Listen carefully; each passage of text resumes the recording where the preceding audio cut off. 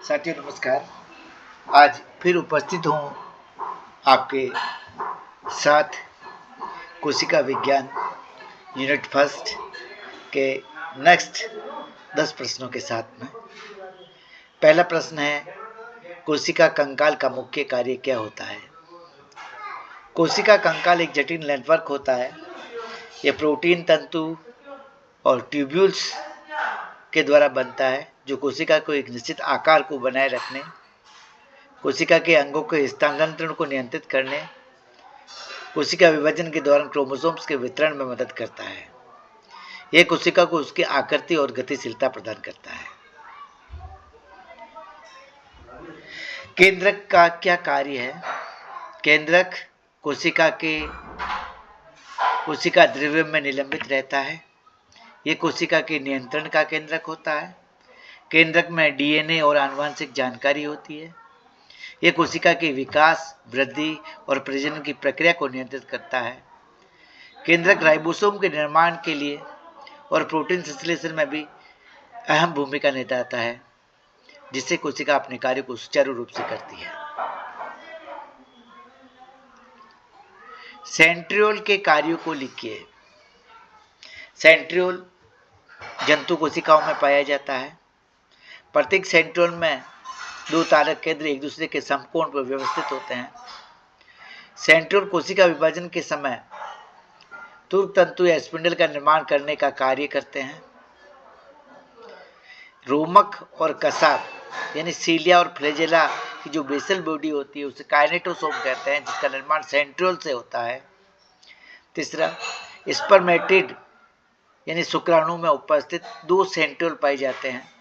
इसमें से एक सेंट्रियोल डिस्टल सेंट्रियोल कहलाता है, जो एक्सियल फिलामेंट या अक्षीय तंतुओं का निर्माण करता है, और दूसरा प्रोक्सिमल सेंट्रियोल कहलाता है, जो फर्टिलाइजेशन के समय में ओवम को प्रदान होकर उसके 2 ध्रुवों को निर्माण करने का कार्य करता है।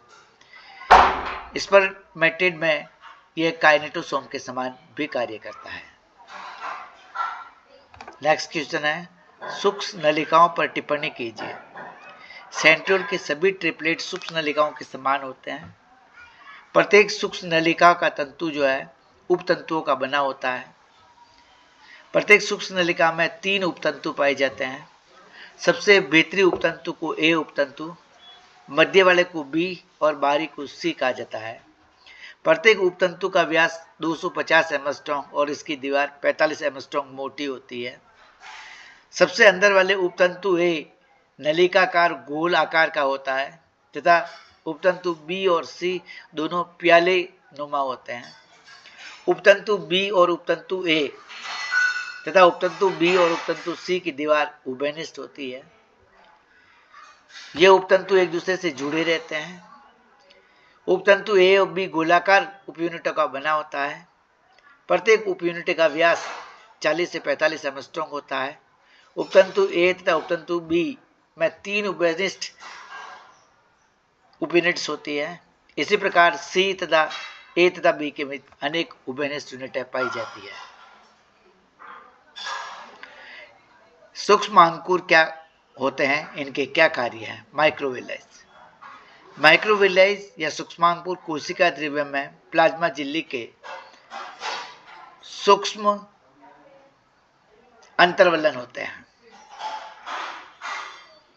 यह आहार नाल की कोशिकाओं में पाई जाने वाले प्रवर्त हैं। विभिन्न आकार के होते हैं। सूक्ष्म अंतधान्य यह एंडोप्लाज्मिक रेटिकुलम से आवृत बड़ी स्पष्ट नलिकाओं के रूप में होते हैं।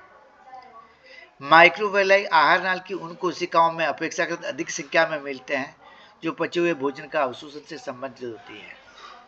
आंतरिक एपिथेलियम कोशिकाओं में सूक्ष्म अंकुर या माइक्रोविलाइज की संख्या लगभग 3000 तक होती है और इनका आकार अलग अलग होता है।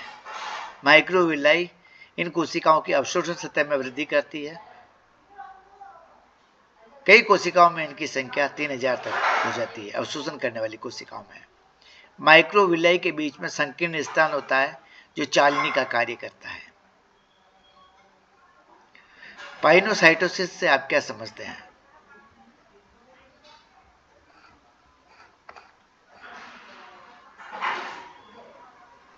कोशिका कला में से होकर अधिक आणविक भार वाले तरल पदार्थों के अंतर्गण की क्रिया को पिनोसाइटोसिस कहते हैं। याद रखना है, पिनोसाइटोसिस में तरल पदार्थ काम आते हैं। अधिक आणविक भार वाले पदार्थ जैसे प्रोटीन जो प्रासरण और प्लाज्मा झिल्ली में से होकर कोशिका द्रव्य में नहीं जा सकते, उन्हें पिनोसाइटोसिस के द्वारा ग्रहण किया जाता है। इस विधि में प्लाज्मा झिल्ली में माइक्रोविलाइज या इंटरडिजिटेशन से प्रवर्ध निकलते हैं। ये धानियां बाह्य माध्यम से तरल पदार्थों को ग्रहण करके पिनोसोम के रूप में कोशिका द्रव्य की तरफ या अंदर की ओर तैरने लगती है। इनको लाइसोसोम ग्रहण कर लेते हैं और फिर इनका पाचन कर देते हैं और पचने के पश्चात इनमें पाए जाने वाला अधिक आणविक भार वाला पदार्थ जो है वो पचित होकर विसर्जित हो जाता है। निष्क्रिय और सक्रिय अभिगमन को समझाइए। प्लाज्मा झिल्ली या कोशिका में पदार्थों के आवागमन को नियंत्रण करती है। कोशिका में पदार्थों की प्रवेश की दो विधियां पाई जाती है, एक तो निष्क्रिय अभिगमन, एक होता है सक्रिय अभिगमन। विभिन्न प्रकार के आयन घुले पदार्थ अधिक सांद्रता वाले क्षेत्र में कोशिका कला में से होकर कम सांद्रता वाले क्षेत्र की ओर जाते हैं, तो इस क्रिया को विसरण कहते हैं। और विसरण जो है लिपिड की बाइलेयर के द्वारा सामान्य रूप से निष्पादित करने वाली क्रिया है। सक्रिय अभिगमन, सक्रिय अभिगमन की क्रिया में अणु प्रासरण के नियम के विपरीत कार्य करते हैं, यानी कि अधिक सांद्रता वाला क्षेत्र से कम सांद्रता की ओर जाते हैं। जब पदार्थों, अणुओं, आयनों का सांद्रता प्रवणता के विरुद्ध अभिगमन होता है तो इस क्रिया में ऊर्जा खर्च होती है और इस प्रकार के अभिगमन को सक्रिय अभिगमन कहते हैं। सक्रिय अभिगमन का संपादन जो है प्लाज्मा झिल्ली में पाई जाने वाली वाहक प्रोटीन्स के द्वारा किया जाता है। फैगोसाइटोसिस किसे कहते हैं? कोशिका द्वारा प्लाज्मा झिल्ली की सहायता से ठोस पदार्थों के बड़े बड़े घनों को अंतर्ग्रहण करने की क्रिया को फैगोसाइटोसिस कहा जाता है। फैगोसाइटोसिस को सेल ईटिंग की प्रक्रिया भी कहते हैं। इस क्रिया में प्रोटोजोआ, मेटाजोआ की कुछ विशेष कोशिकाओं में देखा जा सकता है। प्रोटोजोआ की कोशिकाओं में ये पोषण का साधन का काम करता है, किंतु मेटाजोआ में यह सुरक्षा का काम करता है, क्योंकि इन प्राणियों की कोशिका या फैगोसाइट्स जैसे कि बैक्टीरिया, वायरस या बाहरी मलबा जो सेल के अंदर प्रवेश कर जाता है उसको फैगोसाइटोसिस के माध्यम से डाइजेस्ट कर दिया जाता है, नष्ट कर दिया जाता है। ग्लाइकोकैलिक्स क्या है तथा इसके दो कार्यों का उल्लेख कीजिए। जंतुओं की कोशिकाओं की बाहरी सतह पर कार्बोहाइड्रेट का आवरण पाया जाता है जिसे ग्लाइकोकैलिक्स का आवरण कहते हैं। यह आंत की अवशोषी कोशिकाओं पर एक रोएदार आवरण का निर्माण करता है। यह म्यूकोपॉलीसेकेराइड्स का बना होता है। फाइब्रस प्रोटीन फाइब्रोनेक्टिन भी इसके आवरण संरचना में भाग लेते हैं। यह ऊतकों को दृढ़ता प्रदान करने का कार्य करता है। प्लाज्मा झिल्ली को स्थायित्व प्रदान करने का कार्य करता है। क्योंकि प्लाज्मा झिल्ली एक सेलेक्टिव बैरियर का काम करती है तो कुछ पदार्थों के अणु को ही प्लाज्मा झिल्ली में संपर्क में आने देता है। संभवतः ऐसा ग्लाइकोकैलिक्स के स्थित होने के कारण होता है। प्लाज्मा झिल्ली में बाह्य प्रोटीन पर टिप्पणी लिखिए। बाह्य प्रोटीन लिपिड द्विस्तर की दोनों सतहों पर फास्फोलिपिड अणु के ध्रुवीय शीर्ष भाग से संबंधित होते हैं।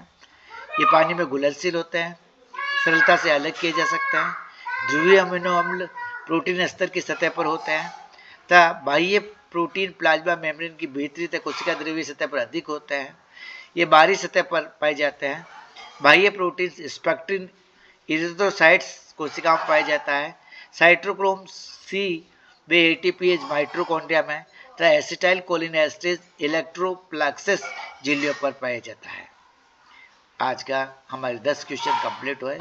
धन्यवाद। जय हिंद, जय भारत।